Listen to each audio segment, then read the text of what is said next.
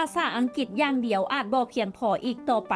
ภาษาจีนกำลังจะขึ้นมาเป็นภาษาหลักเคียงคู่กับภาษาอังกฤษแม่นอย่างคือทักษะสำคัญที่สุดสำหรับทานมื้อนี้เราจะมาเว้าถึงแนวโน้มสำคัญด้านภาษาที่กำลังมีบทบาทสูงขึ้นในอนาคตภาษาอังกฤษถูกใช้เป็นภาษาหลักของโลกแต่ปัจจุบันภาษาจีนกลางกำลังก้าวขึ้นมามีบทบาทสำคัญเคียงคู่กับภาษาอังกฤษเนื่องจากเศรษฐกิจและอิทธิพลของจีนเติบโตอย่างไววาเฮ็ดให้ภาษาจีนกลายเป็นอีกภาษาหนึ่งที่จำเป็นในเวทีโลก Soberly International School บางกอกซิตี้แคมปัสเปิดเผยว่าการมีทักษะความสามารถด้านภาษาเคียงคู่กับภาษาจีนกลางกำลังกลายเป็นปัจจัยสำคัญในการแข่งขันระดับโลกโดยปัจจุบันความต้องการบุคลากรที่มีความสามารถด้านภาษาจีนเพิ่มขึ้นถึง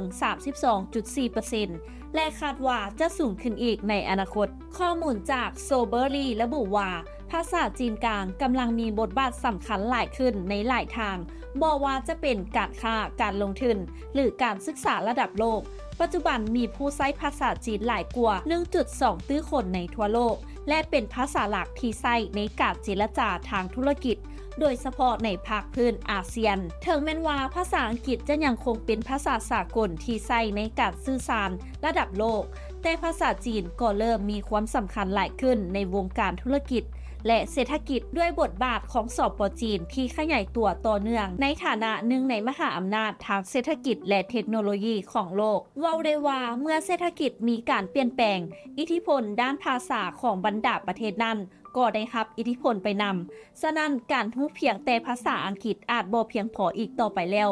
การเพิ่มทักษะภาษาจีนอาจจะช่วยเปิดโอกาสใหม่ๆในการเฮ็ดเวียกและโอกาสในการเฮ็ดธุรกิจที่ง่ายขึ้นได้ทุกทานคิดเห็นแล้วใดควรแสดงความคิดเห็นกันเข้ามาได้นำอบธรรมวงศ์รายงาน